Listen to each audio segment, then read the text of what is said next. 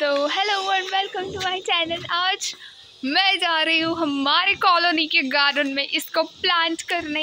This is papaya, जो कि मैंने अपने टेरेस पे लगाया था। अपने फर्स्ट व्लॉग में देखा ही होगा। ये टेरेस पे लगाया हुआ पपाया जो कि बहुत बहुत बहुत बहुत ज़्यादा स्वीट था, इसलिए मैंने इसको लगाया था। और इसके बहुत सारे 6 to 7 पौधे आए थे, तो उसमें से मैंने 3 आंटीज़ को बांट दिए। 2 यहाँ पे लगाएंगे, एक फूफू के घर पे लगाएंगे और दूसरा वाला पता नहीं कहाँ लगाएंगे, पर लगाएंगे कहीं। अजन बोल हाय। कुठे गेलास? पर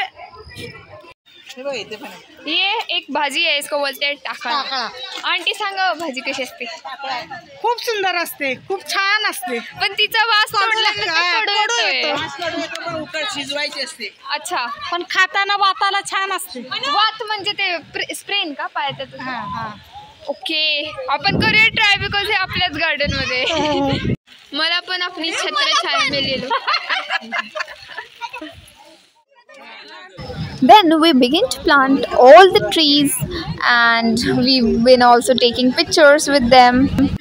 कोणाला यायचे ब्लॉग मध्ये? आता बोला सगळ्यांना की येणार ते इकडे बघा। ह्या ब्लॉगचं परत आपण एक पार्ट करूया समर मध्ये पाणी घालतात। समरला अजून अवकाश आहे का?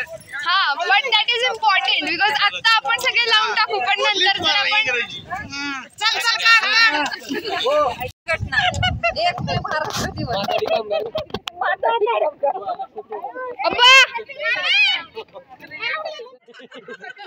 This is not at all easy job.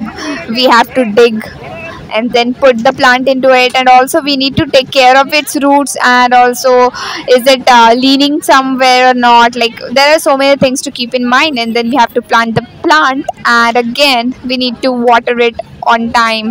We should take care of it more than planting it. Like, everybody plant the trees, but they don't take care of them. So I'll try that my society take care of all these plants, and this is our group photo.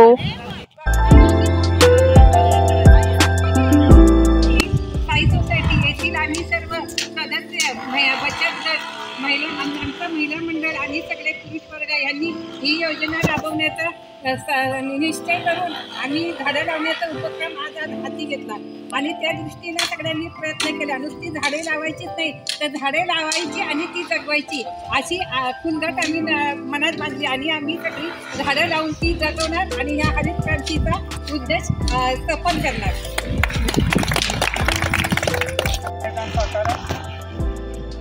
हरित सातारा ग्रुपतर्फे केलेल्या आव्हानाला प्रतिसाद म्हणून या सोसायटीमध्ये आज 125 झाडं लावण्यात आलेली आहेत आणि सर्व बचत गट आणि गणेशोत्सव मंडळ आणि साई सोसायटीनं ही झाडं नुसती लावणार नाही, तर त्याचं आम्ही संगोपन करणार आहे असं त्यांनी आज सांगितलं।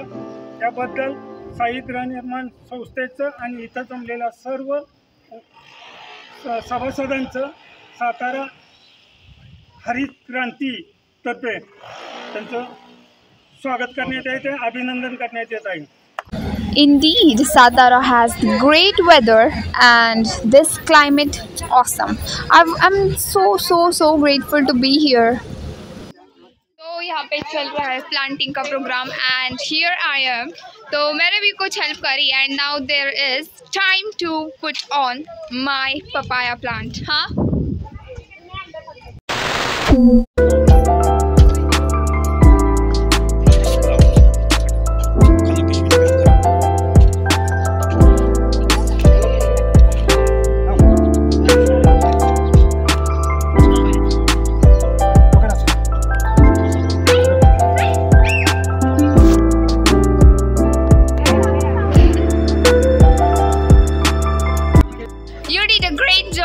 Thank you.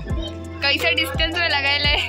Thank you so much uncle, तुम्ही इतके सारे तुमच्या ग्रुपने सगळ्यांनी मिळून इतकी सारी झाडं आणली आणि आपण सगळ्यांनी आज लावली। मला फार भारी वाटलं आणि आपण सगळ्या मुलांना पण इन्क्लूड केलं ना, मग त्यांना पण फार छान वाटलं असेल झाडं लावताना।